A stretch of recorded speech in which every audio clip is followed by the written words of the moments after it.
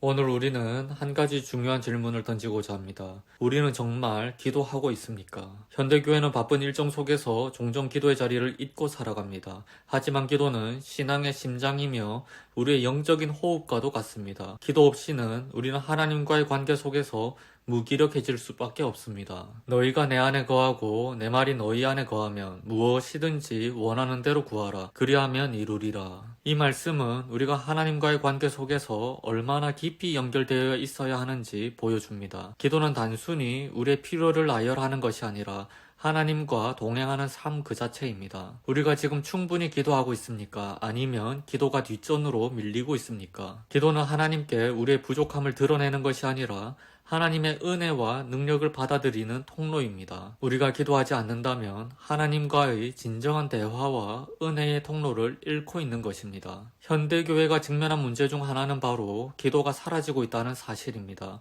우리는 바쁜 일상 속에서 기도할 시간을 잃어버리고 우리의 힘으로 문제를 해결하려 합니다. 그러나 우리는 언제나 하나님 앞에 무릎을 꿇고 도움을 구해야 합니다. 기도는 하나님과의 만남이자 하나님의 주권을 인정하는 행위입니다. 그렇습니다. 기도는 우리의 힘이 아니라 하나님의 힘을 의지하는 것입니다. 우리는 기도를 통해 하나님과의 관계를 깊게 맺습니다.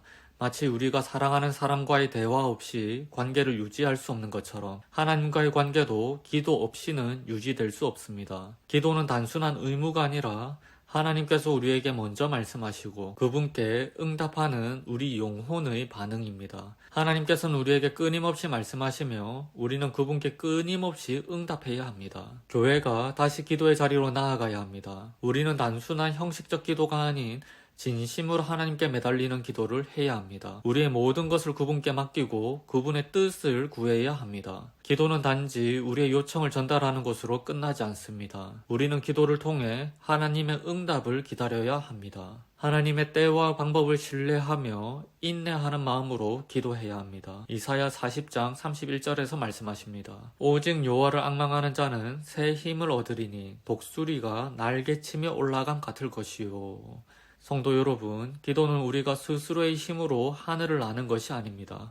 하나님께서 우리에게 날개를 주시는 것이고 그분의 힘으로 우리의 삶이 새로워지는 것입니다. 기도는 그 힘을 받는 통로입니다. 오늘 우리는 다시금 기도의 자리로 돌아가야 합니다.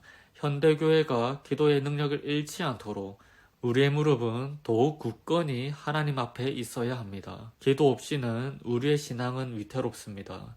사랑하는 성도 여러분, 다시 기도합시다. 하나님은 언제나 우리를 기다리고 계십니다.